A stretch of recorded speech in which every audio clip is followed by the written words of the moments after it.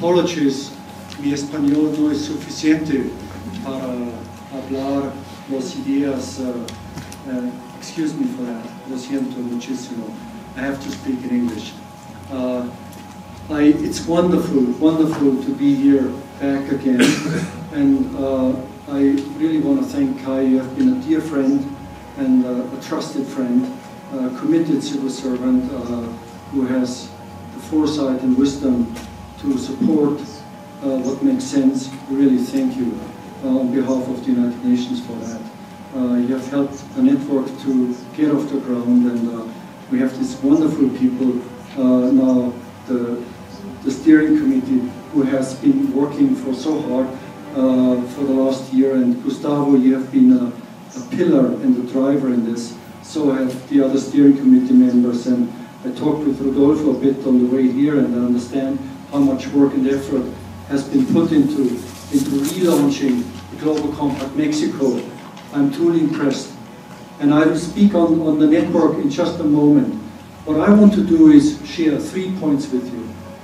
First, I want to explain again to you why the time has come, and the time is now for business to take on responsibility and sustainability.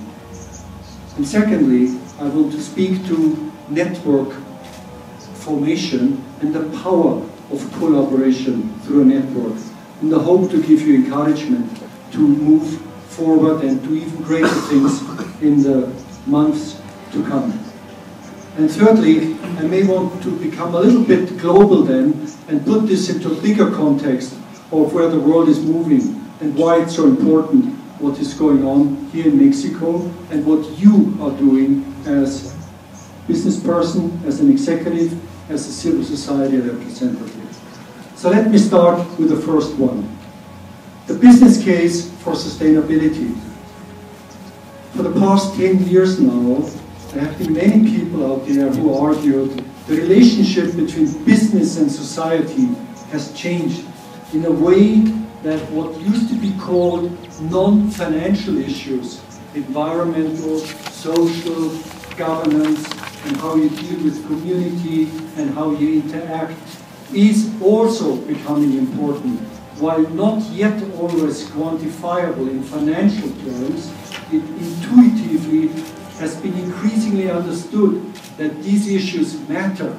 They matter for the brand recognition, they matter for employment, retainment of talent, for productivity purposes, for efficiency purposes, and for growth strategies in the widest sense. And the proof on all of these issues is increasingly coming in and very clear. Those companies who still claim all that matters is short-term shareholder maximization of profits, sooner or later they actually end up in big trouble. And I can give you many anecdotes now of major corporations who have run into troubles, either on the social side, on the environmental side, or on the corruption side. They were caught with not having policies in place, not being prepared, and the risks they have undertaken were so big that actually the financial damage was 10 times bigger than it had been had they had in place proper policies and strategies.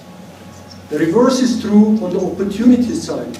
Companies that ignore that we do live in a resource-constrained world where the ability to be smart and innovative and to anticipate and to be ahead of the trend is increasingly defining future success. Companies that ignore it are being left out, they're being marginalized, and they find it more difficult to become competitive at the national and even more so international level. Companies which have not looked into the bottom-up social change agenda based off the pyramid and social entrepreneurship concepts, who have not kept the antennas out on the opportunity side, are simply missing out on building markets, missing out on growing. While analytically the argument still goes, is the business case now proven or not? The evidence is just overwhelming that not strategically looking into social, environmental, and governance issues actually is reckless reckless behavior. And it is either based on a model of rent maximization, based on privileged market position, or on some other forms of governance, which over time are clearly not meant to become globally successful or long-term value creating for the company and the society. Take human rights, the treatment, the equal treatment of people, take environmental stewardship and the focus on resource efficiency, take anti-corruption and putting in place measures to reduce the incidence of bribery, take the ability to have antennas out there to identify the trends that build markets on social entrepreneurship. The range is big, the evidence, I believe, is overwhelming. And the good news is, almost all CEOs today intuitively understand that these issues matter. Investors are now developing frameworks to assess, analyze, and appreciate corporate performance, not only on the basis of financial bottom line, but also on the basis of their ability to anticipate and mitigate risks and opportunities associated with environmental, social, and governance issues. Meaning companies which have a sound track record and a proof and an ability to proactively and be ahead of the curve, on average, are getting and will get an ever-growing premium for doing so. So the market rationale is also kicking in. Consumers arguably are still lagging behind. It's a complex world, but overall, the drivers of corporate sustainability are very clear.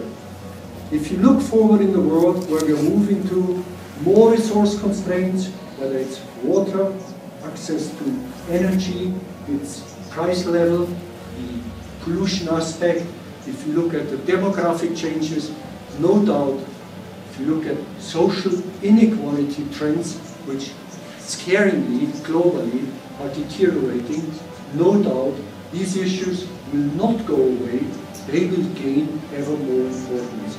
And companies that make early and dedicated efforts, that build the systems, that are proactive and are part of the solution and show what can be done, on average, clearly will be among the winners. So I'm quite upbeat on this. We just had a huge gathering of 2,700 executives and others in Rio de Janeiro.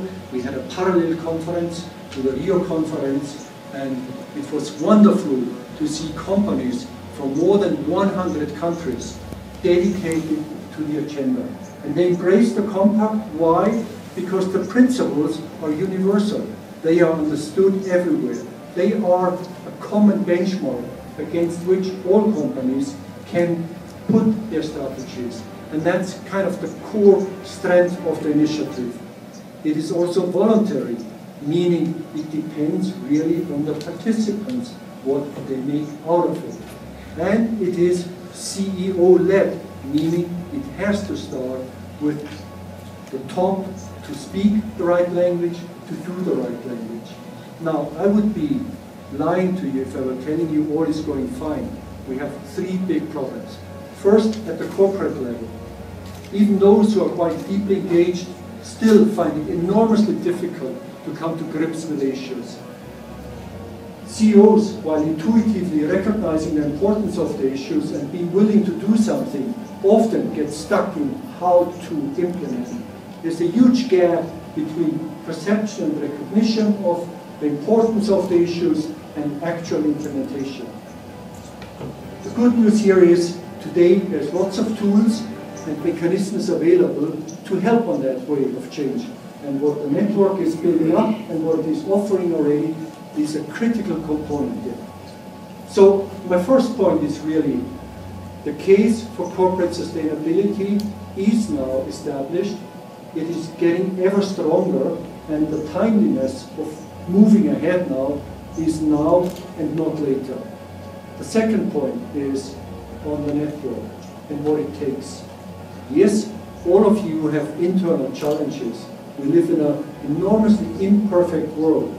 There is dilemmas of every kind, dealing with public sector, dealing with communities, dealing with competitors, with unfairness, and so forth.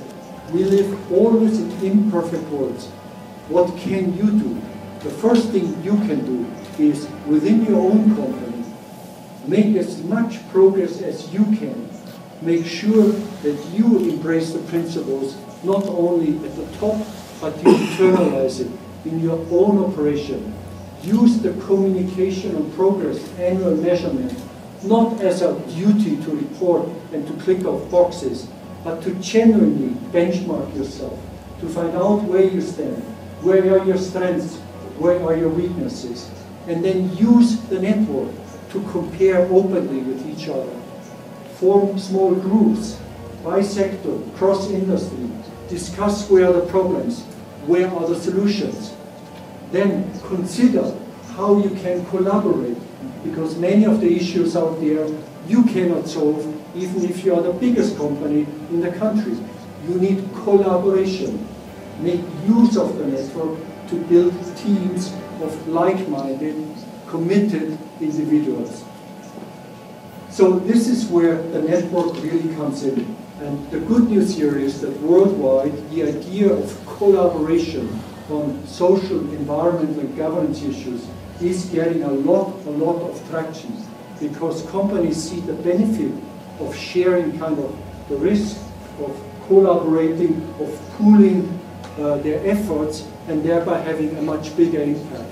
So I really want to encourage the network to not only continue its enormously successful first year after the relaunch, but to now also explore the value added for participants where the opportunities and needs are greatest, and build little groups of like-minded, corporate committed and NGO committed leaders who want to see things change. Now all this requires dedication and efforts. It does not happen by itself. It needs continuous, regular efforts. And that's really the bad news. If life were easy and with good intention, we could change everything, we would long live in paradise. But we don't. We are phlegmatic, and we sometimes find it difficult to stay on track. So it is very important that also with the help of the network, you build up some regularity on how you remind yourself and force yourself not to slip down and not to forget, but to refresh and to redouble your efforts. And it will require some time.